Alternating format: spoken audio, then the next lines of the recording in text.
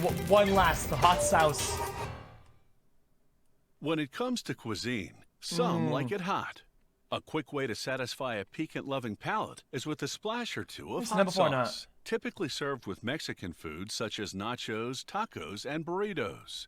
It can also spice up everyday fare such as eggs, potatoes, and... Guys, I like to put a little bit of Tabasco in my sauce for tacos, but I like to put on top of the tacos Tapatio. Sandwiches. You guys like that or not? This American company has been producing hot sauce, also called a pepper sauce, since 1868. Hey, its signature version is made from Tabasco peppers, a type of chili pepper. The brand also comes in additional varieties, using habanero, chipotle, and green jalapeno peppers. Oh, cool, man. The company has pepper fields at its home base in Louisiana, as well as in Central and South America, using seeds harvested from the Louisiana crop. The company president uses his experienced eye to select the best plants for seed extraction, those with even and early ripening juicy peppers, well-formed layered branches, and healthy damage-free leaves. He marks his selection with a string. Then pickers harvest those peppers and send them to the seed extractor. The peppers are hand-picked for sauce production as well.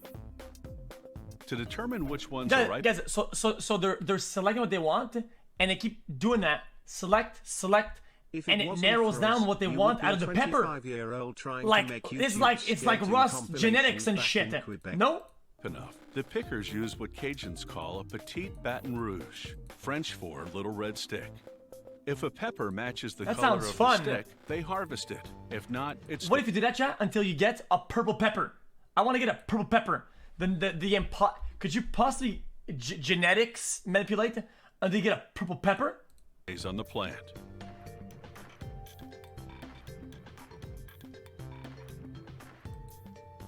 It's labor intensive, but ensures only the perfect peppers go into the sauce. That sounds kind of fun. Within hours of harvesting, the factory grinds the peppers and mixes them with salt. This creates a mash, which then goes into oak whiskey barrels to ferment and age. Wooden barrels breathe, letting in just enough air to spur natural yeast growth, the key to fermentation. But not too much air, which would discolor the mash and produce a metallic flavor. After laying paper on top of the mash to prevent surface discoloration, workers seal the barrels. Then they spread a layer of salt over the top.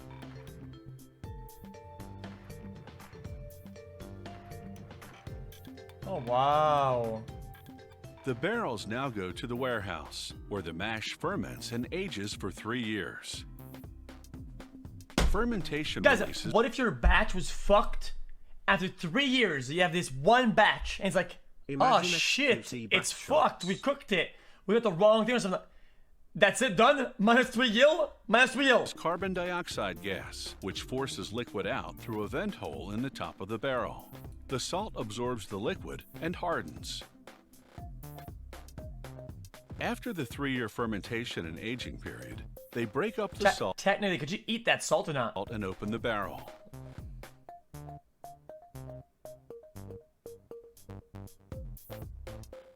What was once pungent and acrid is now aromatic, with a mellow, complex flavor.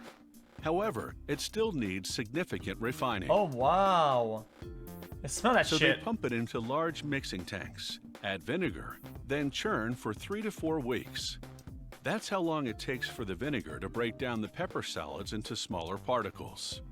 During that process, the vinegar also takes on the color, flavor, and aroma of the peppers. The sauce requires no cooking whatsoever because the vinegar acts as a natural preservative. Man, they whisk that shit for 3 weeks. The next step is a 2-stage milling process. The first mill extracts the pepper pulp. The second mill removes the seeds. The sauce is now finished. The Quality Control Department analyzes samples from every batch of sauce for viscosity, pH, salt level, and other criteria. Lab technicians also perform taste tests for flavor, clearing their palate in between with crackers and cooling the fiery heat with ice cream bars. Once the batch gets the thumbs up, it's pumped to the bottling line. This is the way they showed it is funny. Glass rather than plastic. This is a fun job. Barrier against oxygen.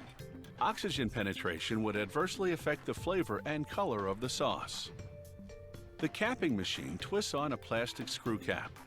Then the bottles travel to the labeler, which adheres the main product label, slips on a decorative neckband, and applies a clear plastic seal over the cap. Wait, Tabasco, guys, I don't like Tabasco on its own that much. I can only get a couple drops, maybe a little bit. But I think if you put Tabasco in the cooking, shit, it's pretty good.